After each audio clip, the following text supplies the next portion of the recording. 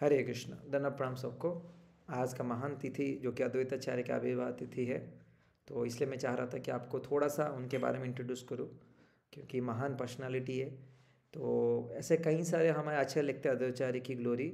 है ना। लेकिन स्पेशल ग्लोरी जो लिखते हैं वो अद्वैताचार्य, वो पर्सनालिटी है जो श्री चैतन्य महाप्रभु हम जो देख रहे थे, जो इस कलयुग का मेन इनकारनेशन गॉड है, जो भगवान इस कलयुग के जो अवतार अवतार भगवान आए थे, मतलब अवतारी जिनको बोलेंगे एक्चुअली, है ना। तो जो कृष्ण से अभिन्न है, राधा कृष्ण से अभिन्न श्री चैतन्य, उनका जो मेन प्राकट्य हुआ था, कई सारे रीजन्स हम देखे थे। वन ऑफ द जो एक एक बाह्य रीजन है,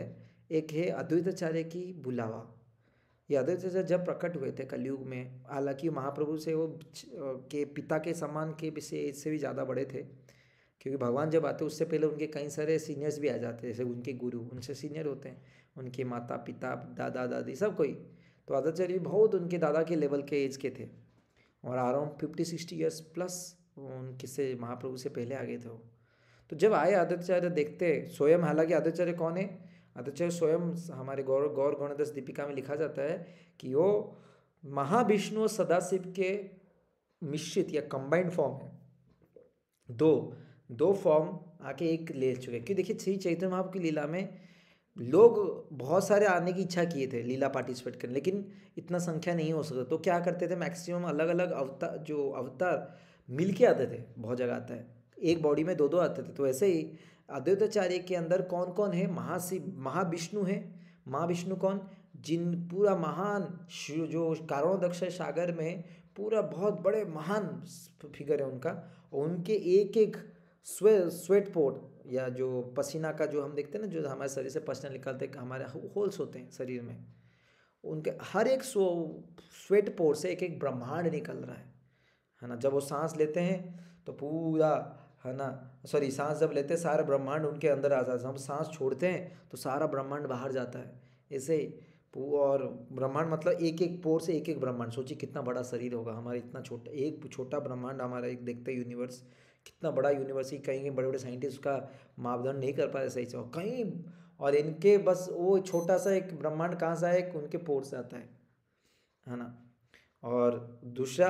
ये है महाविष्णु का ग्लोरी। दूसरा सदाशिव, सदाशिव कौन है, महाविष्णु का कारणोदक्ष सागर है। देखिए ये है ब्रह्मांड जहाँ पे सारे सब, जो एक सागर है कारणोदक्ष सागर, जहाँ पे अलग अलग ब्रह्मांड रहते हैं, अलग अलग यूनिवर्सेस,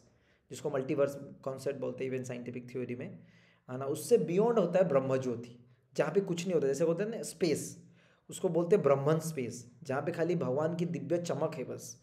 है ना। कुछ आत्मा जाकर वहीं पे लीन होते हैं, जिसको बोलते हैं ना ब्रह्म में लीन हो गया, जिनकी ब्रह्म लीन होना है, इसको बोलते हैं ब्रह्म ज्योति एरिया, जहाँ पे ये कोई भगवान की धाम एरिया नहीं है, जब लेकिन ये एक स्पेस है जहाँ भगवान की किरण से बना हुआ है ना। इससे ऊपर जस्ट जाते ही,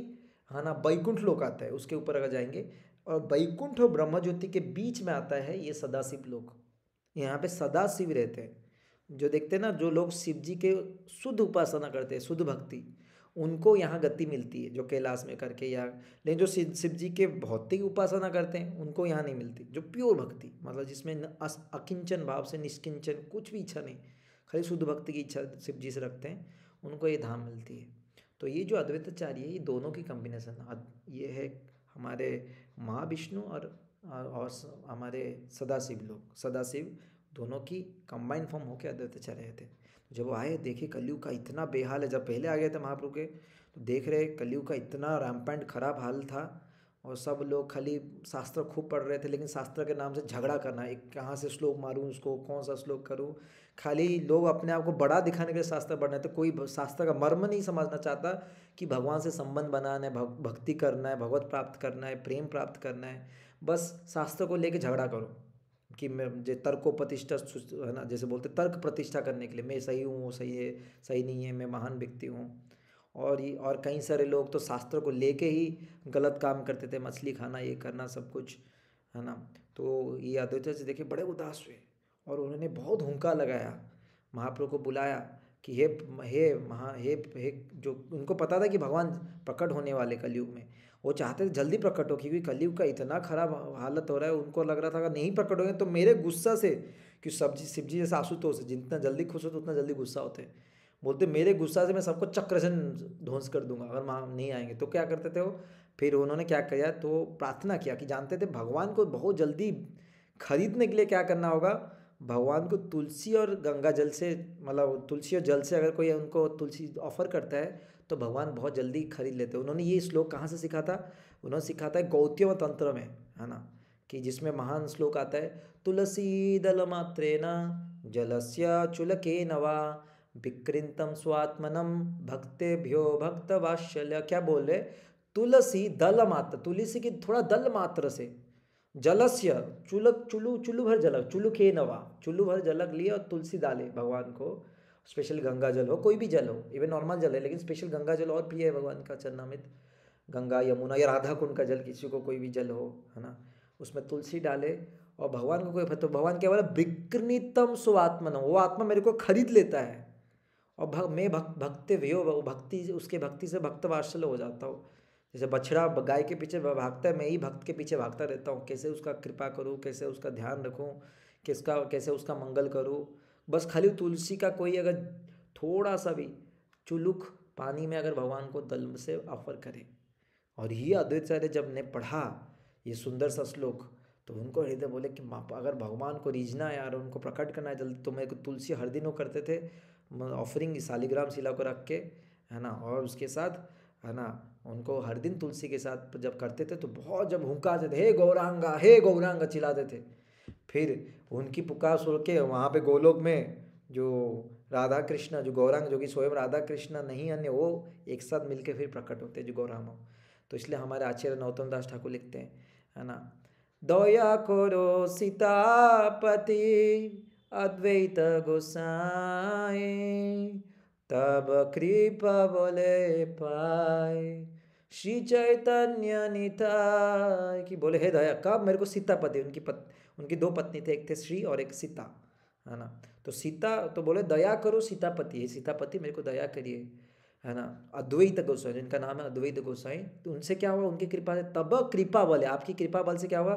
चैतन्य और निताई की कृपा मिलता है। अगर हमें चैतन्य महाप्रभु अगर प्रकट हुए, वन ऑफ द मेन कारण हमें जो मिला इस कलयुग को, हम देख रहे जो राधा रानी के तत्व महाप्रभु की वजह से आया है स्पेशली, उसके बाद बाकी सब संप्रदाय उन्होंने कॉपी जो भी किया, है ना, तो मेन क्रेडिट कौन जाता है, वन ऑफ द क्रेडिट अद्वैत, जिन्होंने महाप्रभु को जबरदस्ती पुकार किया, नहीं तो कलयुग में कभी भी आ सकते थे वो, क्योंकि आना है तो था भगवान को, नहीं जल्दी आए, वो है अद्वैताचार्य की पुकार की वजह से। तो आज के दिन हम अद्वैताचार्य प्रार्थना करें कि हम वो कृपा करें हमारे हृदय में भी और हमारे अंदर भी चैतन्य महाप्रभु नित्यानंद प्रभु के प्रति आसक्ति बढ़े, और इनकी आशीर्वाद से हमें राधा कृष्ण की सब कुछ में एंट्री मिलता है, राधा रानी की जो हम देखते हैं नित्यानंद प्रभु और महाप्रभु जो खुद दोनों इस कलयुग में हरे कृष्ण महामंत्र बांटे, उसमें और हरे कृष्ण महामंत्र के थ्रू 4 ही भाव दान दिए, और उनमें से भी वन ऑफ द मीज राधा दास्यम, है ना, राधा रानी की दासी बनने की इच्छा। ये सब कहाँ से स्टार्ट होता है देखते हैं, गौरांग महाप्रभु नित्यानंद, और उनको कौन पुकारा जल्दी, उनको पुकारा हमारा अद्वैताचार्य। तो आज के लिए हम उनसे प्रार्थना करेंगे कि हमारे हृदय में महाप्रभु और नित्यानंद प्रभु के आविर्भाव हो ज़्यादा से ज़्यादा,